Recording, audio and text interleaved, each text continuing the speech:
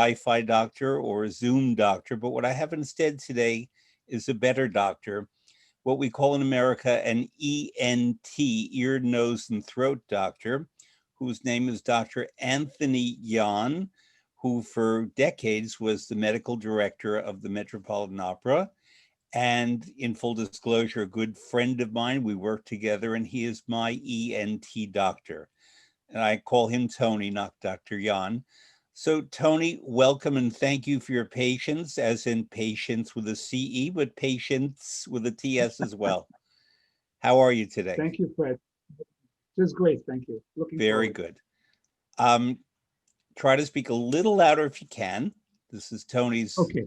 Zoom introduction. There we go. Yes. Okay. Is it better? Yes, that's fine, I believe. So, where to begin? I think I'd like to begin with the fact that we know that many doctors have a strong love for music and vice versa. There are doctors' orchestras here in New York City. I know many doctors who have competed in the Van Cliburn competition on the piano, who there's a very strong link between medicine and music. What is that? Well, that's a very good question. That's a very good question. I think that practicing medicine is a very focused and left brain kind of activity. It's very analytic, and we all have a right brain part to our lives also. And it's an Just outlet for because our of creative clarity, I want to make sure people know you're not saying left wing and right wing, but left brain and right brain. brain. Yes, Brain, yes, okay. left brain and right brain. Yeah, but it's interesting. Yes, there is an affinity, and I'm not quite sure how to explain that, but it's definitely the case. Okay. I'm getting a message from my engineer. He's saying we're not live yet. Is that true, Johan, or are we live? Just send me a signal, because if we're not live, I'll start the conversation again. Okay. And we want to boost Dr. Jan's sound a bit if we can, Johan, so if you could do that. Anyway, I will go back to the beginning and say that my apologies for the delayed start in Fred Plotkin on Fridays. Today is November 6th of 2020. We've just had a month of presidential elections. Here it's like an opera festival, but with more tragedy and more Sturm und Drang than even the best Wagner could present us with. And we still don't have a president. We look pretty close. So the country is a bit tumultuous, and so too was my Wi-Fi. Yeah. My Wi-Fi, my Zoom, nothing worked today mechanically. I have a belief that I've always held to: if you live by technology, you die by technology. And I'm a very manual person, very focused on doing things with my own hands myself. So I also said that we needed a Zoom doctor or we needed a Wi-Fi doctor, but I have a better doctor today, who is Dr. Anthony Jahn, who I've known and worked with for many, many years. So I call him Tony. He is an ear, nose, and throat doctor, and for many, many decades was the medical director of the Metropolitan Opera. So he knows throats, he knows ears, he knows noses, voices, he knows a lot more, and he knows music. And so I wanted to talk to Tony today, as I call him, about issues connecting the voice, the singing body, the instrumental body, with the musical body. And let's start with the fact that we know that there is a very strong connection between doctors and the medical profession and the musical world. And there are many doctors who are excellent musicians as well. Why is that? Well, I think there's a part to our lives that cannot be reduced to analytical left brain type of functions, and so much of medicine is visual and deductive and analytic and classifying. And I think music speaks to the other half of the brain. And probably the most famous doctor musician was Theodor Billroth, who was a famous German surgeon. He was really the father of general surgery. He came from the northern part of Germany, then went to Berlin, uh, Zurich, and wound up in Vienna. And he was very good friends with Brahms. And in fact, some people think that he moved from Zurich to Vienna because of Brahms. But uh, Brahms's first two string quartets are dedicated to Bill Roth. He played the viola, and the word was that Brahms really had the final say. He had the jus primae noctis, the right to the first night on Brahms's chamber music. But they were very close, and you know, I mean, he's the classic example. But many of us love music and play instruments. You are a classically trained pianist. Where did you study? Well, my parents were both musicians back in Hungary, which is where I'm from. And my first teacher was a lady in Budapest who had a big music school. And she was probably the best music teacher in Budapest at the time for little children. And then when we left Hungary, I studied with my mother for a while. And then I became a sort of a senior scholarship student at the conservatory in Toronto. And So I you went studied with from Budapest to Canada. Canada, yes. Okay, no Vienna. Yes, to Canada. And so I studied with this wonderful Swiss pianist who was a student of Porto.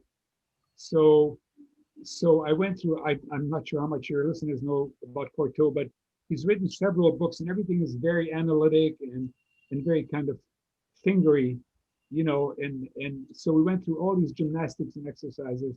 So that was basically it. That was my studying, but I've always played the piano and I continue to do that today. And I let me take this back a little bit. You are at what is now called Mount Sinai West Hospital. It is near Lincoln Center for the Performing Arts. Yeah, And it used to be known as Roosevelt Hospital. It's a very old hospital in New York City. yeah, And they created one of the greatest clinics in the world for the medical needs of the performing artist.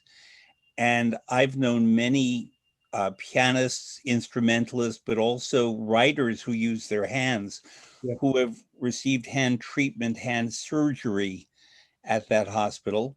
There are clinics that help people with their posture, their physicality, and you are part of the staff that helps specifically singers, speakers, broadcasters with issues of vocal production, of breathing, of hearing, yeah. of properly speaking. What's it like having a practice in which so many people come in, I'll put it bluntly, and they're nervous? Well, Not just because they're nervous, am I sick, but they're nervous, can I do what I need to do for my work? yes, yes. Well, I think it comes down to to what singers need to do, and I think there's a big difference in many ways between singers and instrumentalists. But one difference clearly is that if you're a singer, your body is your voice. So if you play the piano but you're not feeling 100%, you can still give a relatively good concert, and you may drop a couple of notes, but that happens. But if you're a singer, uh, you know your body is the instrument. So if there's anything wrong with you physically, there's something wrong with your instruments. And furthermore, singers have a much better sense of internal proprioception.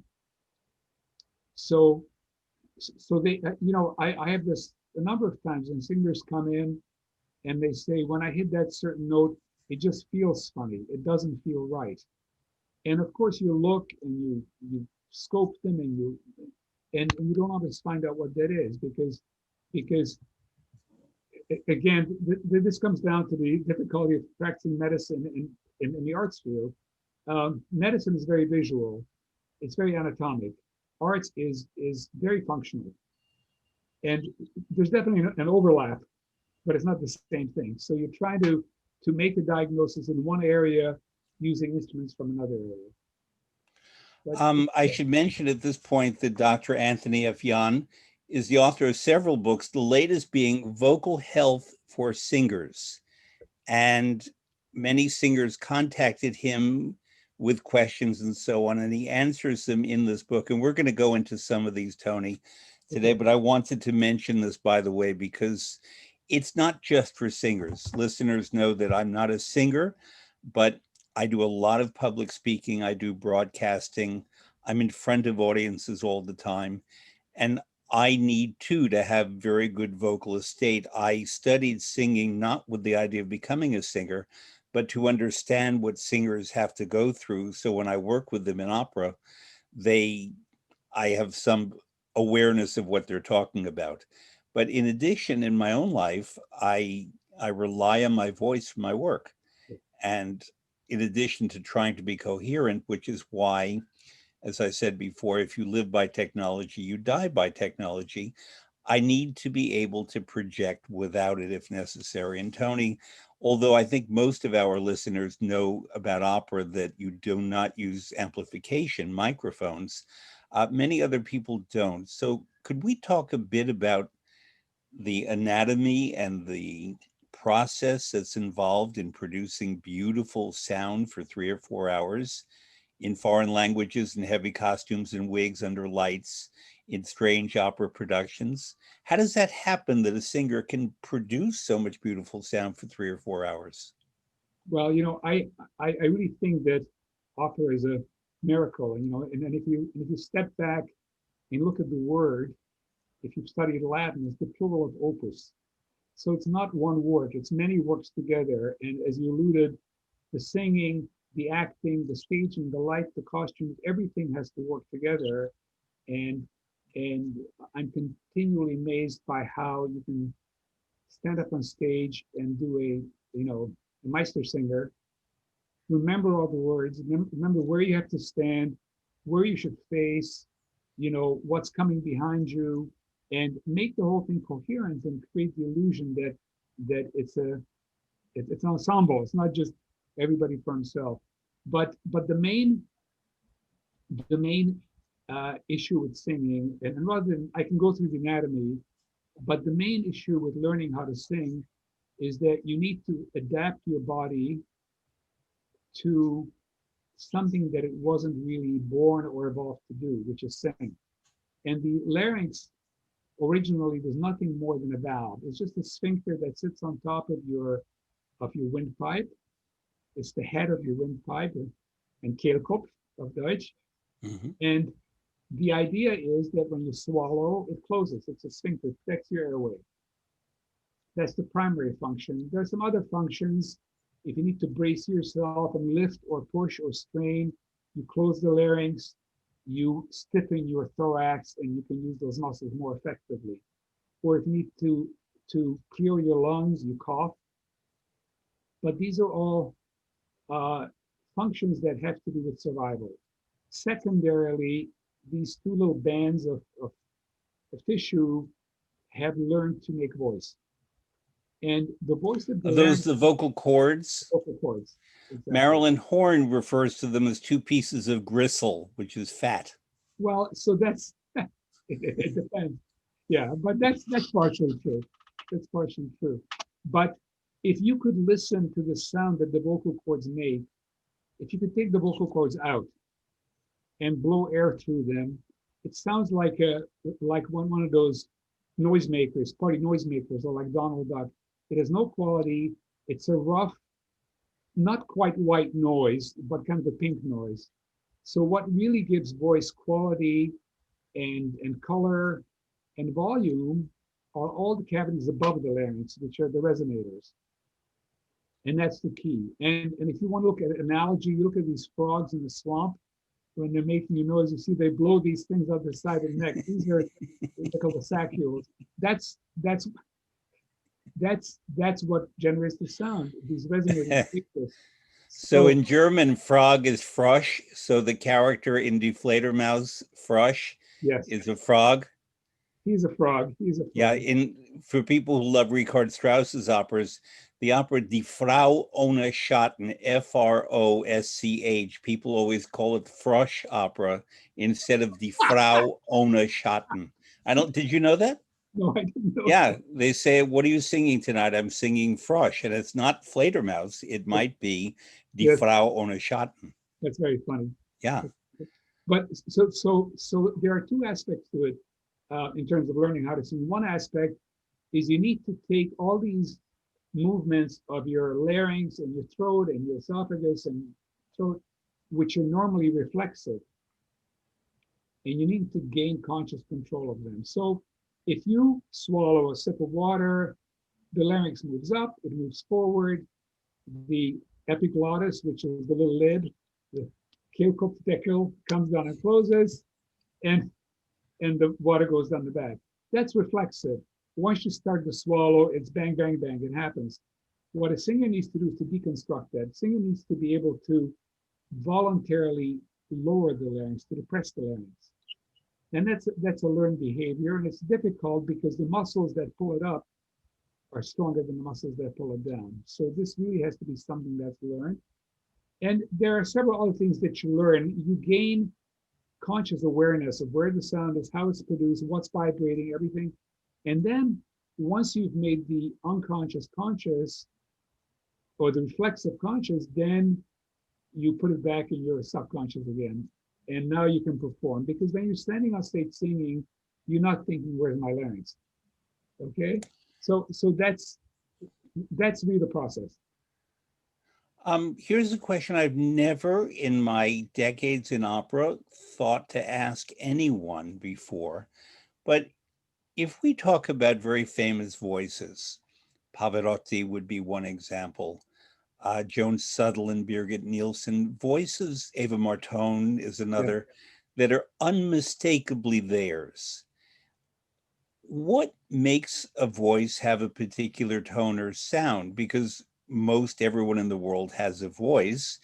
And I know people who have beautiful voices who are not in any way singers. They can't sing to save their lives, but they have beautiful voices, whereas other voices are just normal voices. We all know the fact that we tend not to recognize our own voice when we hear it recorded. When I hear mine on playback, it doesn't sound like my image of my voice. Yeah.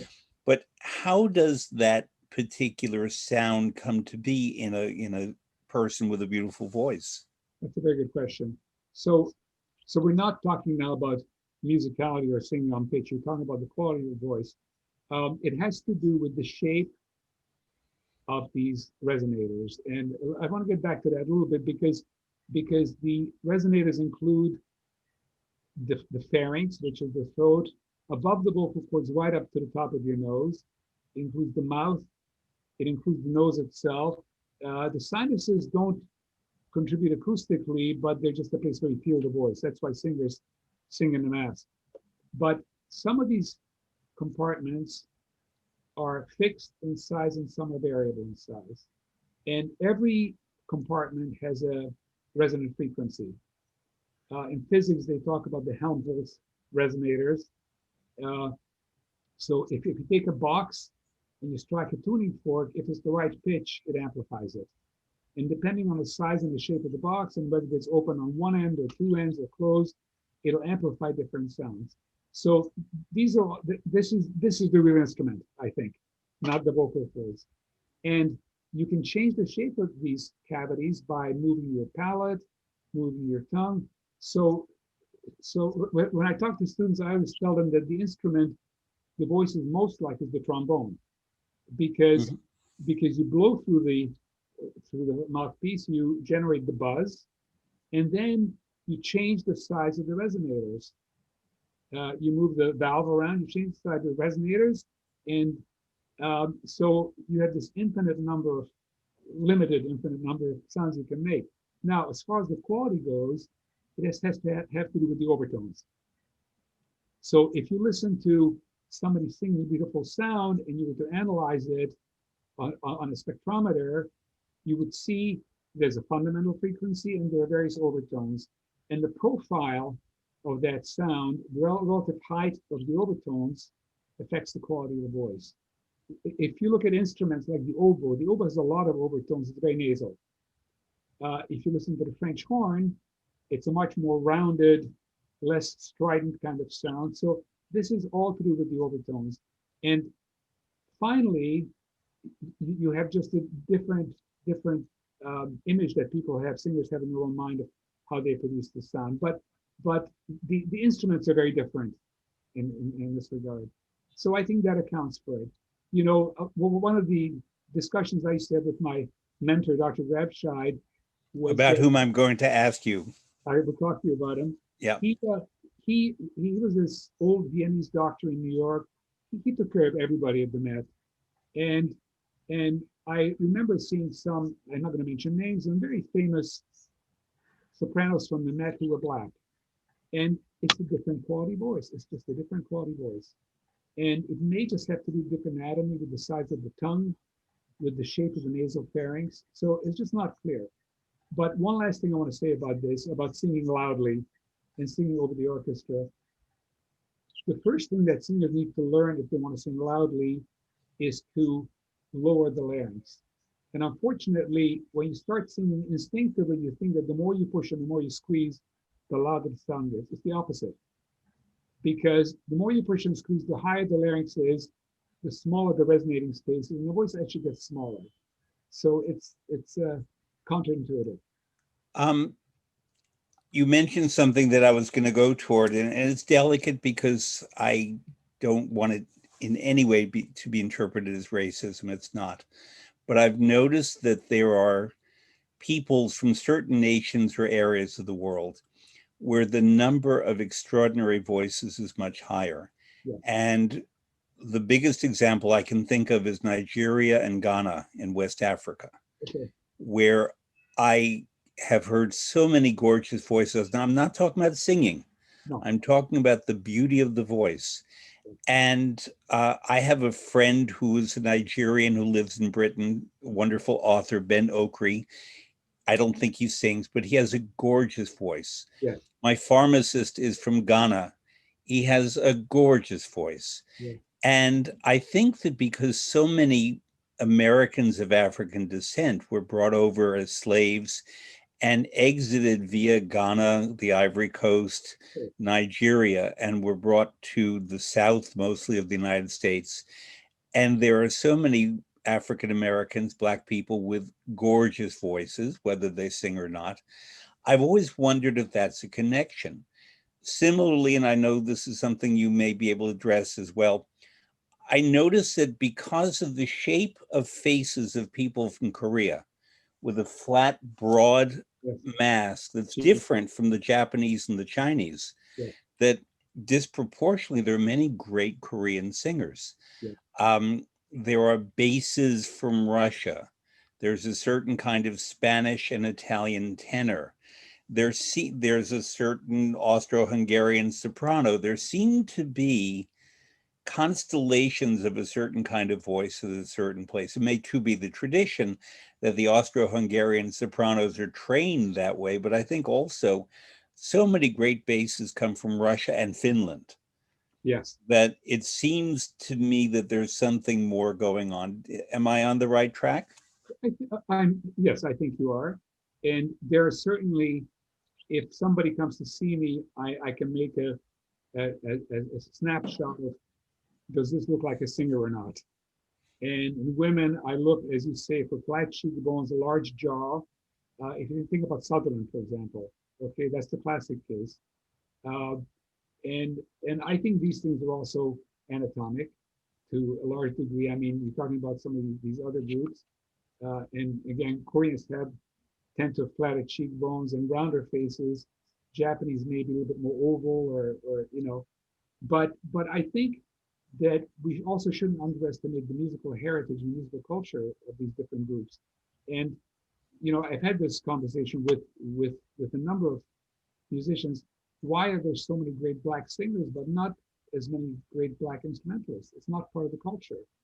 I'm good friends, as you know, with Simon Estes, who like so many Black American singers, grew up singing in church. And it's really part of their culture. All of a sudden, there's a lot of great Armenian, not Georgians around who are singers. Music is a big part of Georgian culture and Armenian culture. So I think it's a combination of things. Also, I've noticed that certain societies, I'll name three: Wales, Bulgaria, South Africa, have remarkable choral traditions. Yes. So that when you have people who have great voices, but they become great listeners, Yes. singing together is a very different thing from singing alone. It's very, And when you hear the magnificent polyphony of a South African choir yeah, or a Welsh or a Bulgarian choir, it's a whole other experience from hearing, say, one German baritone, it wonderful though that is too. of course. And listen to But great it's Russian choir traditionally also. Russian choirs as well. Yeah, yeah, yeah. I think singing again, a lot of these countries have a choral tradition. And I know when I was a little boy studying piano in Budapest, it was all about Bartók and Kodály. Nobody wanted to hear from Doknányi. Uh, but it was Kodály who said that music is for the people and everybody has an instrument. It's their voice. Mhm. And you don't even have to learn to read music. So we originally learned by solfege, and it's just part of the culture. And it's not always this beautifully modulated vibrato kind of singing. You listen to the Bulgarian women's choir, we listen to a wonderful children's choir. It's very special. But I think choral singing in many ways is more difficult from an individual point of view because you don't really hear yourself. You hear the people around you. So you have to reorient your attention towards proprioception and feeling the voice and hearing the voice internally. So it's a special skill. It's a special skill. Do you have patients who are in choruses? Yes, I feel yes. Do you work with them differently? Do you modulate their needs and their expectations differently because they have to sing with people around them? Well, it depends. I mean, I've seen a number of people from the Met chorus, and of course, these are all soloist quality singers, so they know how to sing. But yeah, I don't know if I have an answer to that. I think people just learn, but it's very easy to oversing in a chorus if you're an amateur, because precisely you don't hear your own voice, you have people beside you, and there's some man or woman in the front gesticulating wildly and mouthing the words and trying to get you to, so it's very easy to get distracted. So it's a different art, and I've been involved for many years with Westminster Choir College, and they have a very heavy choral schedule, used to, and I personally think it's not good necessarily to be singing too much choral music if you're a soloist, but it's certainly a Mhm. wonderful art form. Um, you work, I would imagine, I know of at least one person, me, with people who are speakers and broadcasters. Yes, And we don't use microphones necessarily for amplification, but we use microphones to capture our sound and transmit it to a room, to a network, through a computer. And therefore, my requirements are not necessarily the same as a singer or a teacher who is speaking loud sometimes to be heard in a room. My model in many things, would that I had a 1/1000th of her talent, was Ella Fitzgerald, yes, in that she understood that a microphone was not to amplify her, but was a means and a device for communication. Frank Sinatra understood this too, but Frank Sinatra followed, I believe, his charts, which is to say his musical charts, along with his arrangers. yes, Whereas Ella Fitzgerald, in the moment of inspiration and genius, could go off in any number of directions, yes, but she was assured in her technology in addition to her vocal technique. yes, I tend to remain rather still when I do public speaking. I may move a hand occasionally, but I know that part of it is that the capturing of my sound has to be uniform. So if yes. I'm moving about, even though I do have a microphone here to capture my sound, it's different, it's variable. And this is something that has to be learned. When you work with people who use microphones, as I do, not for amplification, but for transmission, what are some of the challenges there that are different from singing?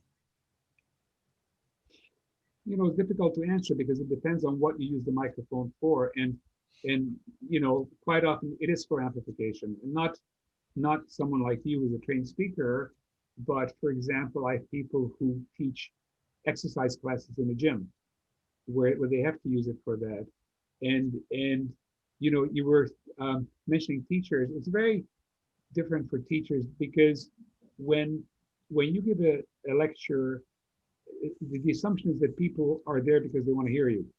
Uh, if you're teaching in school, none of the kids want to be there, and the teacher has a schedule, and she has to finish a certain number of chapters by the end of the month, and the kids are all young teenagers and acting out, and it's very stressful. And I've had a number of patients who are trained singers, like from Westminster, who go out into the teaching profession, and within a year they have nodules because they just had to push so hard and strain so hard. And quite Explain what frequently, a nodule is. I can explain that. It's basically it's a callus on the vocal fold. So when you speak or sing, the vocal folds are two parallel slips of muscle and membrane, and they're held very close together, not tightly in the sense that you're lifting or pushing, but very close to each other, and they vibrate next to each other. If you push them too hard, then the trauma of the vocal folds hitting each other forms a callus. So if you want to think of it, as I tell singers, if you wear a shoe that's the wrong size, you get a corner on your toe. If you wear a voice that's the wrong size, you get a corner on the vocal fold. You know, and so I mean, and these are not people who are untrained singers; these are trained singers. So I think the needs are different, and if you listen to somebody sing with microphone, they use it as an instrument. It adds another dimension to the voice, but it's not a vocal aid, which I think is what you're saying also. Yes. So yeah, it's interesting because you need to, and you do it very well. You need to project your voice, which involves correct breathing, a relaxed throat, and also modulating the voice. I think the voice, if the voice becomes monotonous, first of all, you lose people's interest, but it's also good for your anatomy to be moving things around. It's more relaxing than to be in the same voice. Very often, people who are not trained speakers uh, continue speaking when the voice runs out, when the air runs out. So they go into what's called vocal fry, where they're Yes. at the very end. So these are things that should be learned. And whether you're a singer or a public speaker like you, or a preacher or a salesman, these are things you need to learn. Here is a tip that I give to people when I'm asked, how do you be a good speaker? Yeah, There are many things involved. Number one, above all, know your material. If you don't know your material, it's like going to sing Die Meistersinger without knowing the words or the yeah, music. Um, but the other is to think in terms of punctuation, so that even if you're not reading from a book, yes, you are still speaking in a way that is formed of sentences and paragraphs. yeah. So that if I say to you, there's a comma For there example, or a colon, yes, if I say to you, this is the beginning, this is the winter of our discontent, yes, period, when Joseph Biden becomes president, but we're not talking politics. yes, But there's a period, there's a pause, there might be a comma, there might be a semicolon.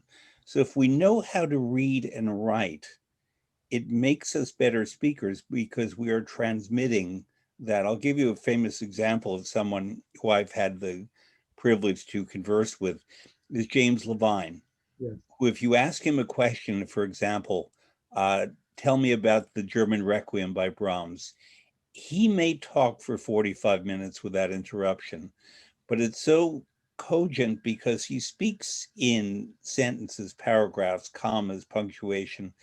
Everything is completely clear.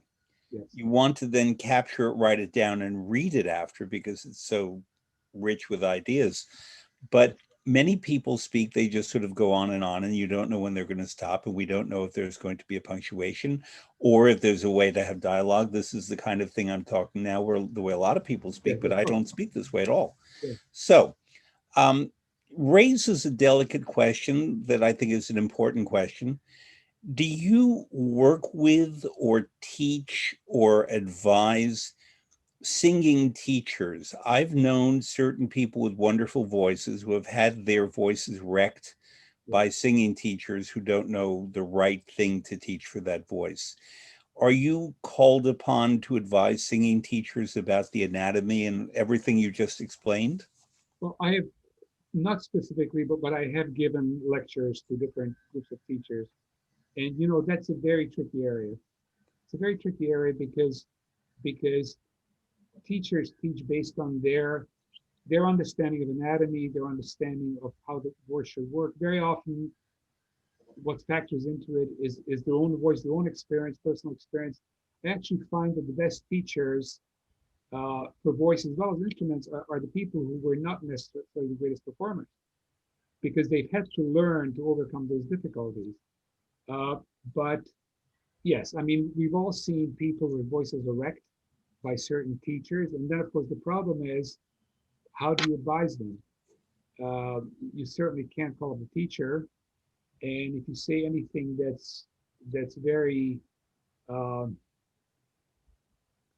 direct, if it gets back to the teacher, some of the teachers are very protective of the students and they take it very personally, and perhaps they should.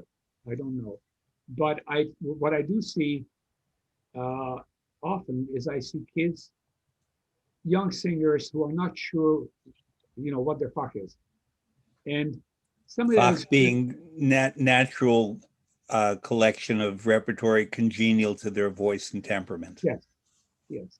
So, and I think so. Some of it is that the voice continues to develop, and that's a very individual thing. I compare it to wine. Some wine you drink young, and some wine you put down. Hmm. And I've seen singers who have sung professionally as sopranos, and they finally realize that they're actually not so, Yeah. and it opens up a whole new repertoire for them. Uh, and and of course there are some great mezzos like Dolores Zaychuk, who had a wonderful high extension. So maybe she could have been a soprano. So it's a very tricky thing, but I do get concerned when I see somebody who's straining to sing the things they're supposed to sing when to me their voice lies in a different place. I have to be very careful because I'm a physician, I'm not a voice teacher, and I'm an avid amateur musician, but I'm not a professional musician. So I have to kind of watch that line. But yeah, I mean it's a tricky area for sure. We went medical very quickly, but I wanted to actually talk a little more about you. Um, I know you have a brother who lives in Vienna. I know Yeah, that you spend a lot of time in Vienna. yeah, Regular visitors to Adagio know that I ask my guest each week to give me a list of musical compositions that are in the Adagio catalog that are inspiring. And basically, you gave me the Austro-Hungarian Empire. uh, You gave yes, me Schubert, Beethoven, Bartok, Mozart, more Schubert, and Dochnani. yes. And all wonderful. I could pick, for example, the Erlkönig, how do you say that in German? The what king? I think it's like the Fairy King, Fairy or King, yeah. the Sung by King Dietrich of Fischer-Dieskau. the, Um, Igor Levit playing Beethoven Sonata number 29 for the piano, and I know you are a piano player. yeah, Um, Bartok's Bluebeard's Castle in a wonderful Hungarian production from yeah, 1971. Mozart's Le Nozze di Figaro, and you asked me to pick the cast, and I picked a Glyndebourne production from a long time ago that has Risa Stevens as Cherubino, and she was great, yeah. and Gabriela Schutte. It's an excellent cast. The Schubert String Quartet in C major, Okay, and the great. Dochnani String Serenade in C with Heifetz. I'm not reading my writing. And two other wonderful musicians. Well, yeah, it's Feuermann and Pierre That's and right. Primrose. That's right. And so, therefore, these are all in the Austro-Hungarian tradition. I just want to specify for listeners, Austria-Hungary did not become Austria-Hungary until 1866. Before that, it was the Habsburg Empire, and the Hungarians were a bit apart, and the Esterházy were the musical patrons and gods of the Hungarian side. And there's a town called Eisenstadt just at the border between Austria and Hungary where Haydn lived. And the patronage was there. So there were a lot of things in common, but a lot that were quite different. Franz Liszt was Hungarian, but was he was the European Union of music in his time. And these great artists traveled all around. Brahms was German, but he lived in Vienna. Yeah. And how did I would imagine that your first immersion in this musical tradition was through your parents and in Budapest. But when did you arrive in Vienna? And what role does Vienna play in your musical life? Well, it's interesting you're saying that it's and I didn't realize that it's all Austro-Hungarian, but I was born in Budapest, but I'm sort of Austro-Hungarian because going back one generation, my dad was Viennese, my mother was from Bratislava, my grandmother was from Transylvania, so it's all that whole area, and and Vienna is a place I've never lived in, but it's always lived in me, you know, Mm. and I've always, that's a place I think I would be very comfortable to be. And just I have to tell you, nothing has given me more pleasure and agony than picking these five pieces. Because how do you pick five pieces? If somebody said to you, Fred, name your favorite opera. Don Carlo. No, today I've heard you say other things. Yeah. So what's wrong with Rosenkavalier? Okay. So the A point. lot, but All right. The point is, you know, this gets back to the left brain, right brain thing. Our left brain always wants to classify and rank and enumerate, but each piece of music has its own beauty, mm, and really, and I'm just reading this book, and I'll tell you about it later. Uh, the music is really not what you hear; it's what your brain makes. I'm reading this book, and I would recommend it to your viewers. It's called Proust was a neuroscientist, and it's really a very profound by Jonah Lehrer, and mhm. he takes various artists. He takes Virginia Woolf and Stravinsky and Gertrude Stein and Cezanne. And the point always is that these are just little fragments of sensory information. What makes it into music is what happens in here. And I guess what happens in here is an Austro-Hungarian brain. So those are the things that I love. Well, I'm not disagreeing, Yes, but when I teach people the arts, but especially opera and music, I implore them to turn off their analytical faculties yes, and to absorb all of this sensorially through the skin, through the eyes, through the ears, because anyone with any kind of education is trained to analyze instantly. right away. And in the act of analyzing, you are missing so much Yes, that I call it an artistic bath. You just take a bath in that music or that opera or that novel, and then after the fact, see what remains, what grabbed you, what you feel from it. And with certain things, certainly music, we can return to it often. And I tell people, do not look to recreate the experience of the first time, but again, turn off the analytical faculties and go into them again. So if we talk about Virginia Woolf or Cezanne, we do have a sense of what they are, who they are. We know their biographies, certainly. We take all that with us into the work of art. I try not to do that, and I try to encourage people not to do that because critics and scholars can do that, but they can either be very helpful or they can be very obstructionist. They can right. I, have you, they can form your opinion. So, for example, if we've learned that Ponchielli's La Gioconda is a cheesy opera, that we're not supposed to take it seriously, then people start with that. yes, One of my favorite operas is Andrea Chenier, which I think is a masterpiece. yes, But to read the critics, especially British, American, and German critics, in other words, non-Italians, they find it overly emotional, overripe, and so on. I think it's a magnificent work. yes. But people who I teach it to without having them read the critics tend to like it more than people who have read the critics first. yes. but Well, but nonetheless, I'd like to read that book. yeah, I yeah, want to actually, let's stick in Vienna a bit more. Dr. Eugen Grabscheit, who I knew, um, people of a younger generation would not have known him. Talk about him and who he was and his role in New York musical life. right. So he was, in fact, I wrote something about him. I don't know if I sent it to you or not, but I'll send it to you. I wrote this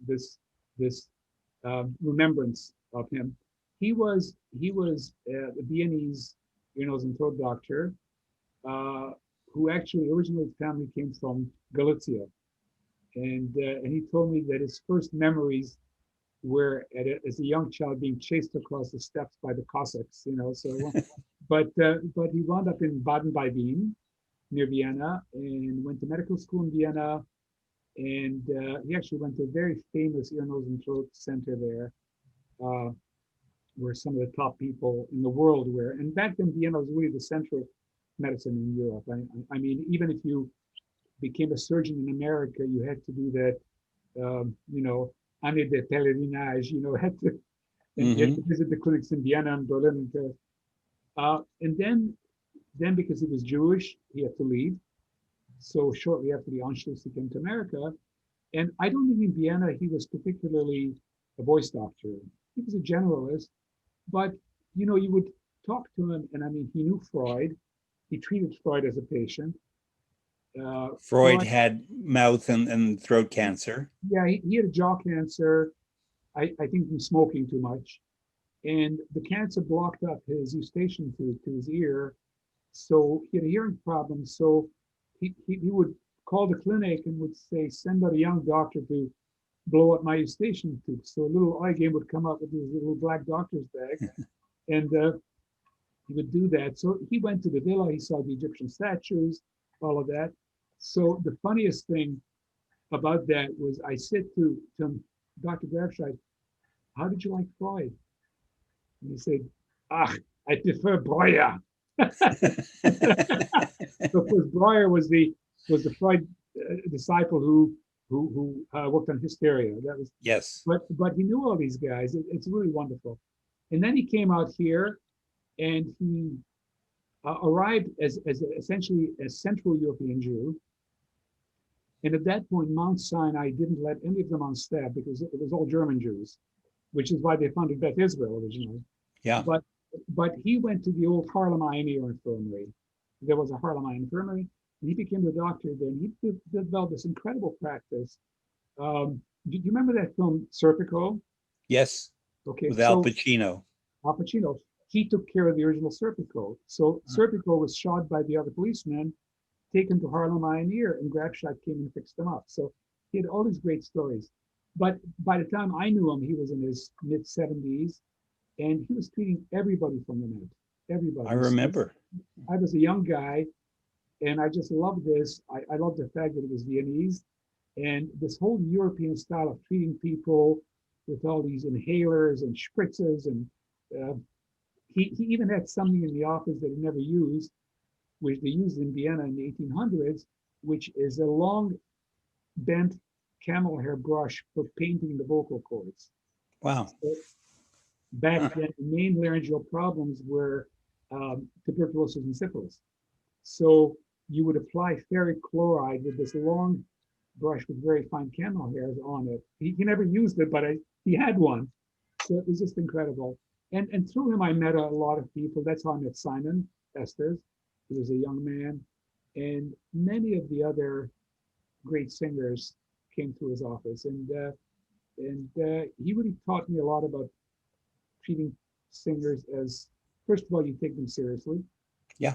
because because if somebody walks in and says, I feel this little scratch in my throat, we tend to be dismissive. If you examine them, you don't see anything, you're dismissive. And there's also a built-in defense mechanism that we all have, that we're very jealously guarding our knowledge and anything that threatens that. So I've learned to overcome that. Mhm. But I take singers seriously, and I love singers, and I think that's very important.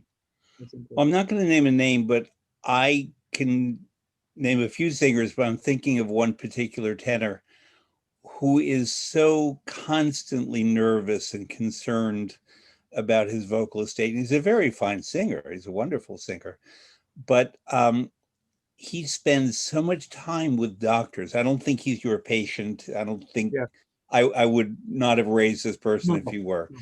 But I remember when I worked with him several times that we basically had a doctor on call every minute Yes. for him. He sings in Europe as well as the United States, and I know that European theaters prepare for his performances by Yeah. having a lot more staff than they might for most other singers. Yeah. I think maybe we should, well, let me ask you first. You were saying that you need to take singers seriously. I agree. But sometimes, such as this particular artist, he's so constantly concerned that something is wrong that sometimes he may be correct, but often he's not correct. Yes. And it's psychological. How do you deal with That's that? correct. That's correct. But you need to take care of people psychologically too. You know, and and the way to treat a person like that is not to say you're crazy, because because his his anxiety or neuroticism, if you prefer, is also a symptom of something. You know, and you need to take that seriously. And I will tell you one story about a great mezzo who's no longer with us, Tatiana Troyanos, who I knew through Dr. Grafscheid. And she was a very high pressure, high voltage kind of person. Yep. And and Grafscheid's office was open all the time. And you would walk in, you'd sign in, and he would take your order. And she would show up, and of course he loved that because she's a wonderful singer. But after a while, it got to be a little too much.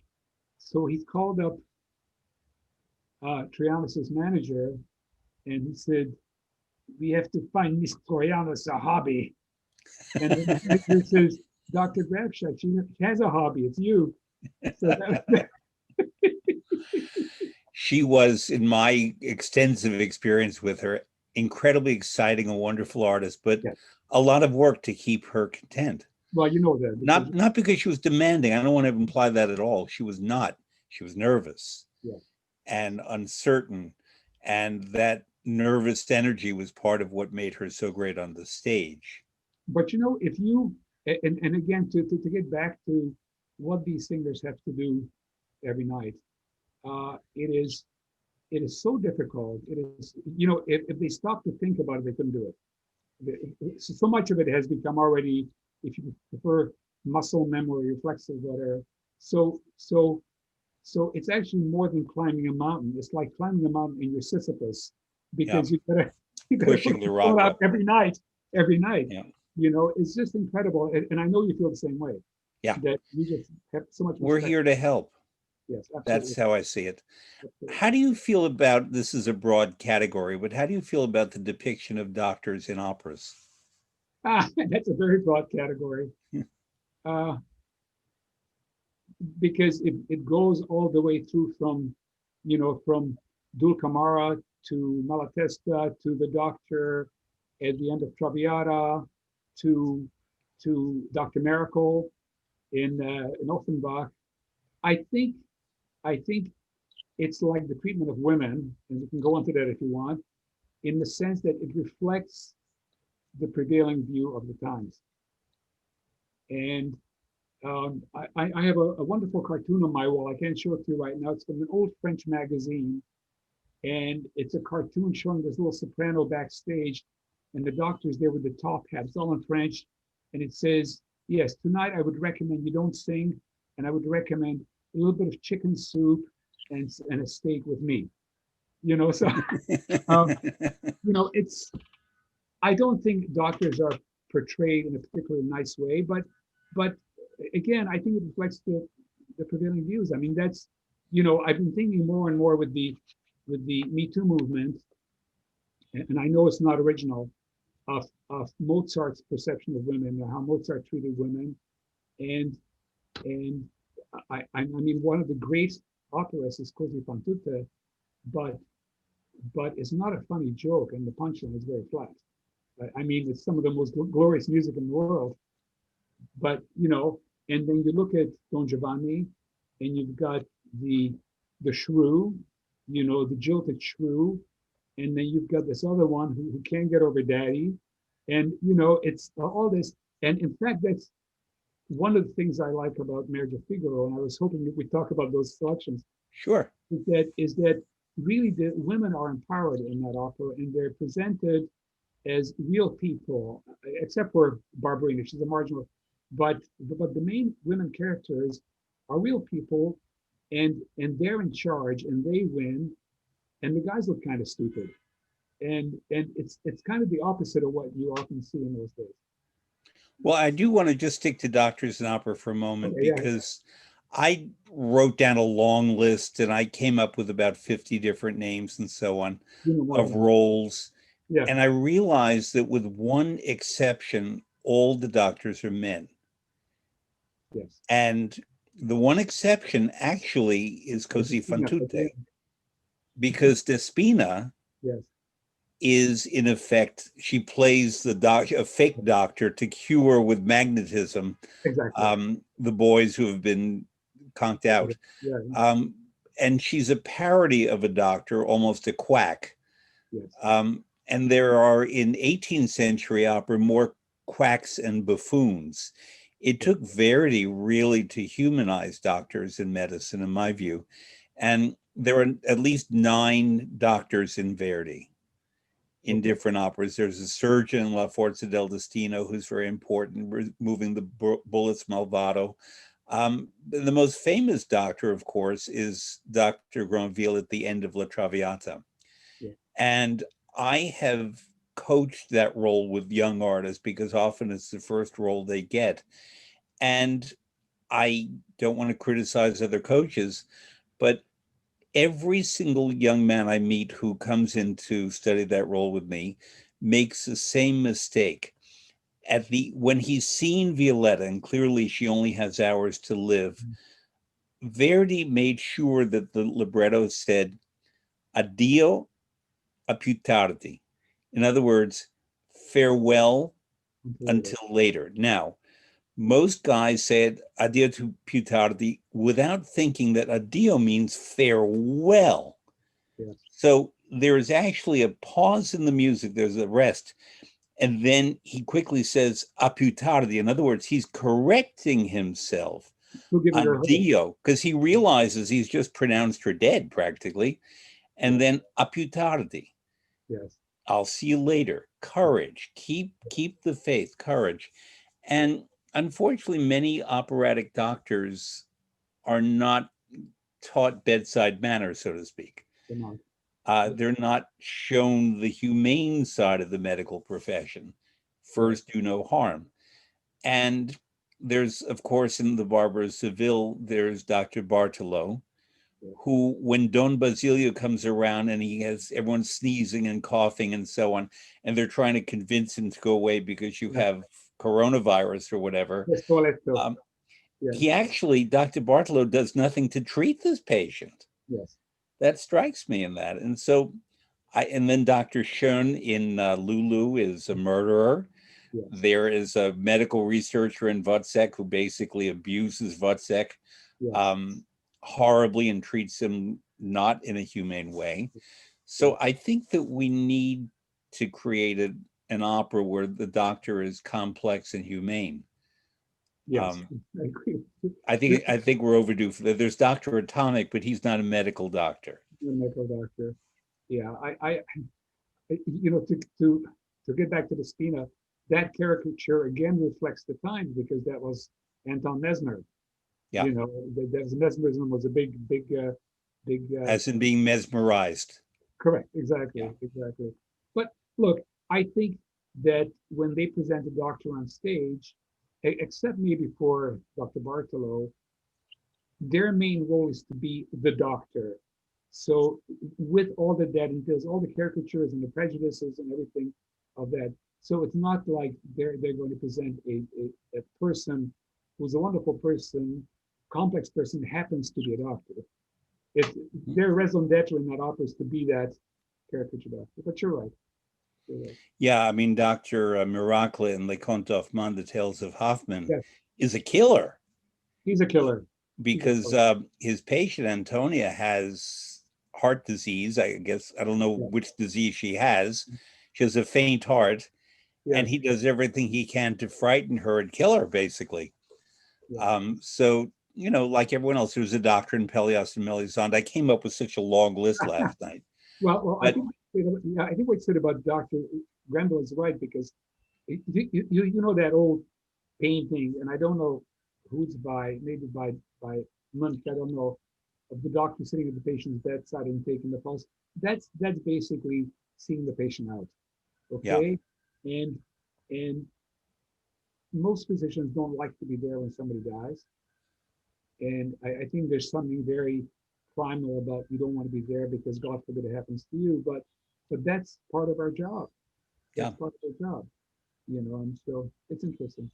Yeah. So before we get into medical questions for the expert, did you want to address anything more about some of the musical works that you selected for my dojo? I would love to. I would love to, but I'm not going to go. I would love to. All I'd right. love to. But Well, let me just ask about Earl Koenig. okay. So I love Schubert, but this is I mean, know it, so I'm not saying this for you. This is a wonderful miniature, and it's a masterpiece that runs what, 3 or 4 minutes. I don't know how Yeah. long.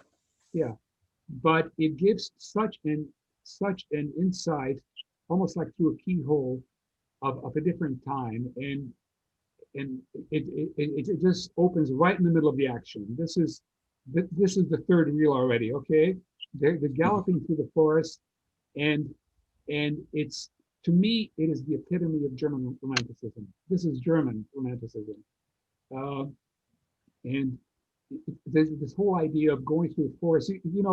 Uh, if you grew up on German fairy tales, which are the Brothers Grimm, and never was a name more aptly Yeah. applied. Um, that, Märchen, they're called in German. Märchen. yeah, exactly. But but in those German fairy tales, the forest was alive. The forest was alive, and it makes you think of those old cartoons when the tree branches are reaching out and getting. The forest had a personality, and these elves and these gnomes and these fairies were not nice people. But this is not, who stole my lucky charms. This is These are really scary, bad people, and that whole thing of this child going through. But by the way, from the medical point of view, the child probably had pneumonia, and in the pre-antibiotic era, which is this era, if you had a bacterial infection, your body was fighting it really to the death or to health. And there was a point called the crisis. And during the crisis, you had high fever, you may have had febrile hallucinations. And if you came through the crisis, you were fine. And if you didn't, then you weren't. And this child is at that mortal combat of his immune system against the disease. Mhm. And all of this is going on. And what I love about Fischer is that this lead has four voices, right? The narrator, the child, the father, and the alchemy. They're all very different. And I've seen him And to which I would add the voice of the piano, which work is with the so piano. pictorial, and the running through the forest, you can hear it Yes, yes, in the yes. music. Yeah. Well, of course, and that's the other great thing about Schubert is this is not program music. No. This is completely Gesamtkunst. I mean, the words Total without, work of art. it's all complete. And yes, I mean, the piano is the other part. Yeah, so I think it's a wonderful piece. It is the epitome for me of early German romanticism, and it's a great performance. Yeah, So, it is. So now, doctor, I want you to put on your stethoscope and your white coat. And I'm going to read from your book, Vocal Health for Singers, which I recommend not just to singers, but to anyone who has a voice. Some of the questions that you've received, and because they're important, I'm not going to read all 100 plus. Dear Dr. Jahn, I've heard so many singers and coaches speak about vocal rest, but how do I rest my voice? No singing, no talking, no loud singing. Those all sound impossible options for me given my schedule and obligations. right. How, doctor? So there are different kinds of vocal rest, and we usually prescribe vocal rest for vocal strain. And vocal strain could just be that you're sore in your neck if you've oversung, or there could be some actual pathologic changes in the vocal cords. They can be swollen or red. And the best treatment for that is to stop using your voice. Now, if you stop using your voice, it doesn't mean the vocal folds stop moving, because even with quiet breathing, they're moving back and forward. So that's kind of like a gentle laryngeal massage. But vocal rest just allows the body to reconstitute itself. There's a saying by Galen, who was a Roman physician, he talks about vis medicatrix naturae, the healing power of nature. And Mhm. sometimes you just leave it alone and it just gets better.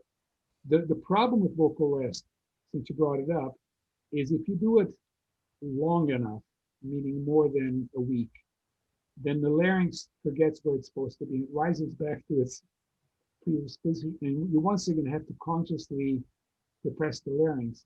If you sing with a high larynx, you often sing with more tension, and the voice becomes smaller.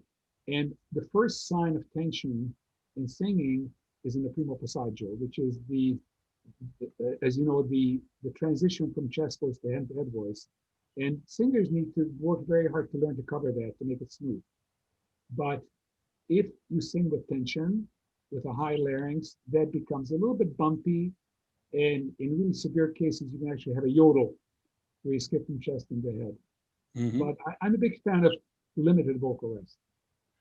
Um, should a singer who is or a speaker who's on vocal rest do warm-ups every day nonetheless, or completely stop? Because many singers do a warm-up every day, even if they're not performing or rehearsing.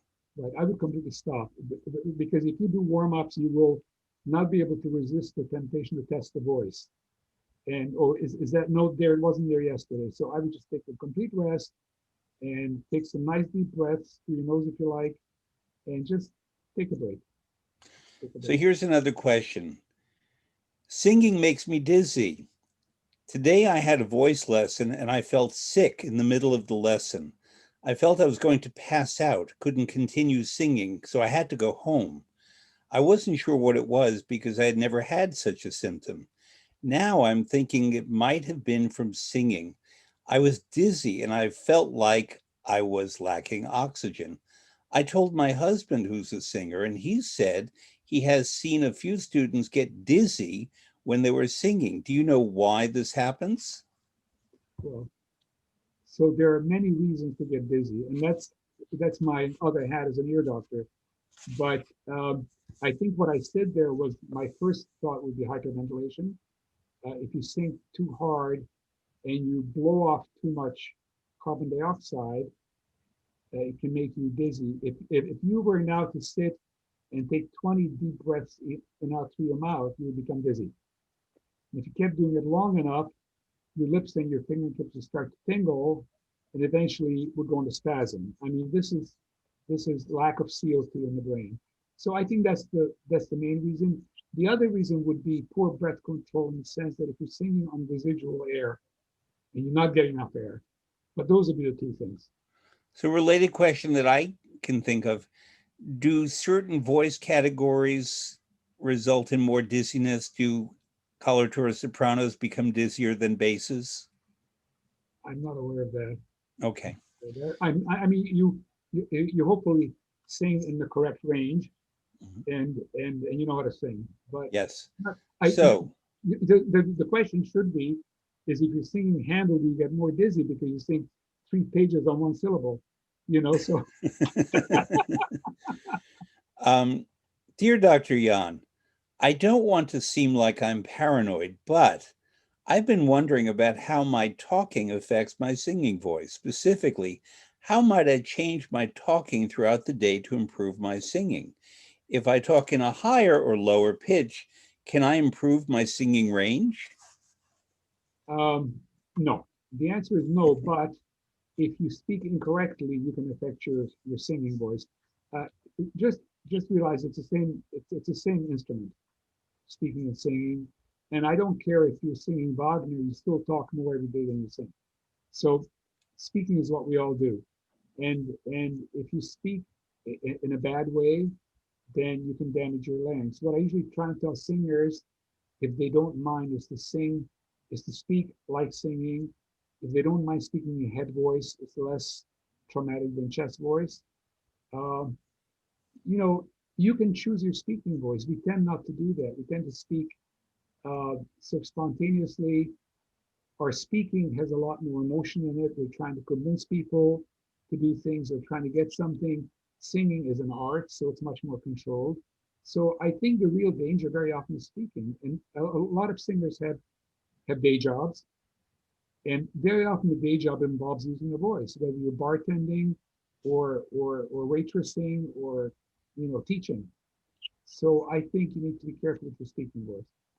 Well, that actually leads to a question that I did not select from the book, but I know it's in here. Namely, we in our noisy American society, but also in Britain, and there are certain countries where our public environments are very noisy, and we do nothing to tamp that down. So, for example, New York City, our city buses are very noisy. Our subways are very noisy.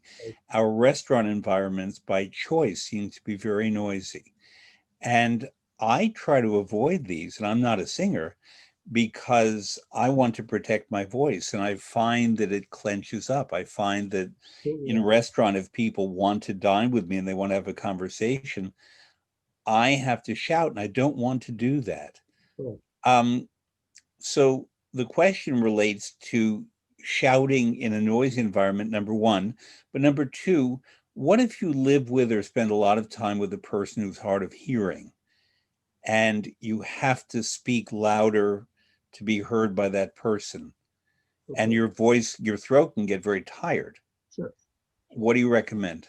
Well, so let's get to the first part. And you've traveled a lot in the world. I've also, and I think it's a particular American phenomenon that restaurants are blasting music. You go to a restaurant in Italy and you sit there with your partner and you talk, and it's very nice. I always think that the reason music is so loud is because they're trying to cover the bad food. It's there's a thing called cross modality masking. If the noise is loud enough, you don't taste the food. But it's a big problem, and there's a phenomenon called the Lombard effect. It's a phenomenon in psychoacoustics, which means that wherever you are, you will automatically put your voice above the background noise by about 35 decibels. Mm. So if the background noise in a restaurant is at 80 decibels, which by the way is not very noisy, your voice is going to come out at 115. And a lot of these bars are close to 90 decibels. Um, if you work in an environment that's over 85 decibels for an 8-hour day, you will get permanent hearing damage. Mm. So that's very dangerous. So what I do is I have a sound level meter on my iPhone. So And do actually, I. yeah, and actually when I go to a restaurant with my wife, she thinks I'm like Sherlock Holmes. I go in with the sound level meter, but you know, I think the key is to avoid those places. What you can do on the street, and the real problem on the street for me is not constant noise, is the unexpected noise. So when buses break, or when some of these big trucks have these massive horns that are meant for the highway and they're blowing it on 57th Street, that's a big problem. I would recommend noise cancellation headphones for the street, which are very useful. Now, no, there's one more thing about the Lombard effect, and you observed it very correctly. Even if you don't speak in a noisy restaurant, your larynx is preparing to speak 35 decibels of background. So you can sit at a noisy bar, not say a word, and you come out and you feel like somebody's got you by the throat. And that's all part of Yes. the Lombard effect. Now, if you're living with somebody who's hard of hearing, I would first of all make sure that they're optimally amplified with hearing aids. I would also make sure that you optimize their ability to lip read. So speak to them face to face, not from another room. Make sure the lights are on. Make sure there's no auditory distractions like the radio playing, and that's basically it. That's basically it. But listen, I guess you've seen that in our pandemic times, there are masks that have been made that have clear windows in front so that a person's hard of hearing can read the lips of the other person, Correct. which I think is a good step until we get past this, but I think we should keep those anyway. I agree. Now, the next question, doctor, how long will a young woman's voice continue to grow? What are the factors affecting how big a voice will get? My daughter is a few months shy of 15. She has a fairly large and well-developed voice for a 15-year-old, but we have been told that because of her petite, slender, 5 foot 1 inch frame, that her voice will probably not get large enough to be very competitive after the age of 18. What are your thoughts on this? Well, I would first of all tell mom to back off because I think she's a little too involved. Um, uh, First of all, you don't know how tall children are going to be at 15. And one way to get some sense is to check the bone age, which is take an X-ray of the hands and you look at if the ends of the bones are fused or not. But it's a very complex question because physical size does not necessarily correlate with voice size. And you and I have both known some very fine singers like Teresa Stratas, who were not very big, but had certainly a big enough voice to sing at the Met. So, so I don't think there's a direct correlation between the two. The other thing is that the voice continues to grow even after you've reached your full size for a variety of reasons. It's like a Christmas present. You keep unwrapping it and you find different things. And that's really what voice teachers do. That's their job is to explore and expand the voice and do it correctly. Those are the two things. So I would just wait. There's no way of predicting that. Uh, the concern I have for this mother is I don't know if this is a classical singer, probably not.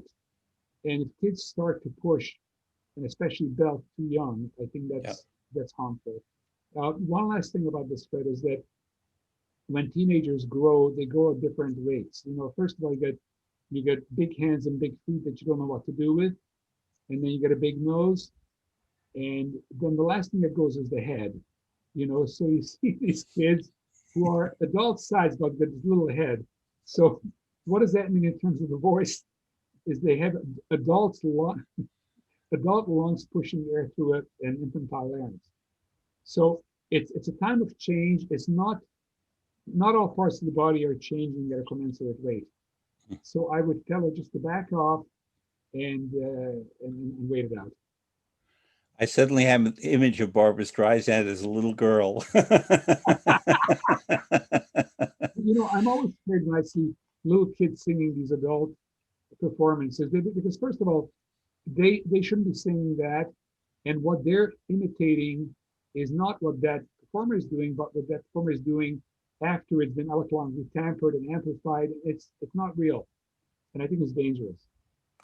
um, last 2 weeks, I had singers on who are good cooks. Yeah. And one of them is the baritone Lucas Meacham, who is a vegan. And he spoke very passionately about his veganism and what he can eat and not eat based on that and how it affects his digestion and voice. And then last week, I had the wonderful bass baritone John Cheek, who's an outstanding cook. And we Yeah. didn't have enough time really to talk about food, but he's one of the best cooking singers that I know by a long shot. Yeah. And therefore, one of the issues that singers deal with a lot is digestion and especially acid reflux as regards stomach acid in the voice. So the question in your book is, how does acid reflux actually irritate the voice? If acid is coming up in your esophagus, how does it irritate the vocal cords, given that they are in the windpipe? That's a good question. So just to look at acid reflux, um, without doubt, there's more of it around today than there used to be because people generally tend to overeat and be heavier than they should be. But it's also sort of been discovered, and now because it's discovered, that becomes the diagnosis to go to. And very often I will see singers who have seen some other very good doctors who don't treat singers and they're hoarse, and the answer is always reflux. It's not always reflux. And and I know several singers who are great singers at the Met who are refluxing like a horse, but they sing very well. And on the other hand, I see people with no reflux who can't sing. So again, there's not a direct correlation. There's some overlap. The commonest, well, to answer your question, the way the reflux, which is acid and some enzymes like pepsin, gets to the vocal folds, is it comes up through the upper end of the esophagus, which is right behind the larynx, and it can spill over into the larynx. And if it irritates the pharynx, you can get other symptoms like earache because the nerves are connected. But there is a condition called laryngopharyngeal reflux, or LPR, where you don't necessarily feel the acid coming up behind your breastbone. You just get all these very odd and non-specific symptoms: excess mucus, chronic cough, chronic throat clearing, which is caused by reflux. Now, what happens when you reflux is it irritates the mucous membranes. The pH of the reflux is around 1. It's very acidic. And when the mucous membranes become irritated, they get swollen. And a couple of things happen. One is that mucus sticks to it more. So mucus that you would normally swallow and be unaware of now is there. So you're clearing your throat. And the other thing I see most commonly in singers with reflux is it irritates the muscles under the mucous membrane and the larynx elevates. And I told you at the beginning of our talk today that of the muscles that pull the larynx up and pull it down, the ones that pull it up are much stronger. So if there's a tug of war where both are isotonically contracting, the net result is the larynx comes up. So these are singers who come in with vocal problems, usually in the premorphosaggio. And when you scope them, the vocal folds are fine. Vocal folds are fine. Now, there are more extensive cases where acid actually spills down between the vocal folds and you see some excess tissue and granulomas. But most commonly, what I see is what's called muscle tension dysphonia, which is caused by the larynx being pulled out of position. What are vocal folds? Vocal folds, which used to be called vocal cords, but it's not a good phrase. The German phrase is better. It's Stimmlippen, vocal lips. There are two bands of muscle that form a sphincter on top of the larynx. And the muscle is covered by mucous membrane, and there's a ligament in there too. So it's a composite structure. And it's one of actually 3 sphincters that protect the larynx. And this is the last one. The first one is the epiglottis, which is the lid. The next one is the false vocal folds, and the true vocal folds, the one you sing with, are the third ones. And they're constantly moving. I told you before, even when you're breathing, they're constantly moving back and forth. So now that we know what vocal folds are, my most unexpected question in the book was, Dear Dr. Jahn, I heard a coach say that you can apply an anti-inflammatory ointment, such as hemorrhoid cream, right on the outside of your throat at your larynx, and this will reduce vocal fold swelling. Can this be true? In other words, what Americans call preparation H. Yeah, it's being changed to preparation L. But you know, I knew you were going to ask me that because I put that in because it's so ridiculous. So these preparations, which are designed to shrink swollen tissue, like hemorrhoids, have been used to shrink swollen tissue elsewhere. And classically, you can apply it under your eyes when you've got bags under your eyes, or if you have cosmetic surgery, it's very good. I really don't think it has any effect on the larynx because it's just too far. But part of your answer, you wrote about witch hazel. Witch hazel, yes. What is witch hazel, and how does that affect? It's an herb, which is an astringent. It's an astringent. But if I can use this to go somewhere else, which is the important role of imagery, mythology, and traditions when treating singers, and again, to treat singers is not like treating somebody with liver disease. You have to treat both the body and the spirit at the same time. And I think that imagery And beliefs are very, very important for singers because making music originates in the mind, and you have to respect that and treat that. And I often get asked questions about, well, why do you give inhalers and injections and things? Well, they do have some medical effect, but but they work so much better if you believe in it. And we poo-poo placebo. Placebo is a bad thing. Placebo isn't a bad thing. Placebo only became a bad thing when they start to do rigorous experiments where you want to eliminate all confounders. But in real life, placebo is our friend. Mhm. So if you come to see me in the office, as you have, I'll typically wear a white coat and a bow tie, and that's part of the placebo. You know, Anything that makes you believe that you are going to get better and I'm here to help you is a good thing. So Well, so you remind me of something. I remember the date because I have a bizarre date memory. It was October 5th, 2004. I came to see you because I had a very painful ear, possible injury relating to having flown and yeah, change in pressure and so on. And you said it's the kind of thing that may require surgery, but you sent me for acupuncture. yeah, And I did a course of acupuncture, and it had about a 90% improvement effect. And then after a pause, I went back for the acupuncture, and that did it. yeah, So talk about acupuncture as regards treating patients for some of the things they see you for. right. So I also practice acupuncture, you know, and I try only to treat things in the head and neck area, but of course, when I treat somebody and it works, then they come back to lower back pain. But uh, it's a wonderful modality that is underutilized, and there are a few reasons for that. First of all, it's something new that you have to learn, and it's a different philosophy of medicine. Uh, in Western medicine, uh, health is the absence of disease.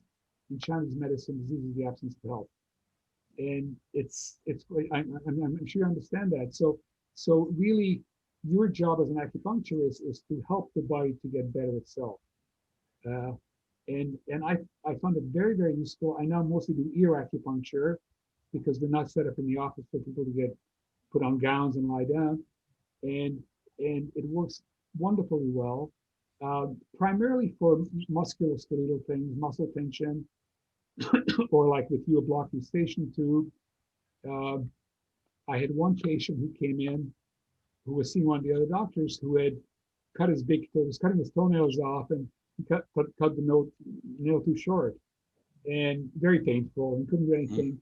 So I found a point on his ear that corresponds to the big toe, and I put a needle in, and the pain went away. Now, the main problem for Western physicians is we don't know why it works. But what I've learned is just because you don't understand it doesn't mean it's not so. You just have to accept that we don't know everything. And of course, the other problem without being cynical is in this very monetized Western medical culture of ours, there's no money to be made.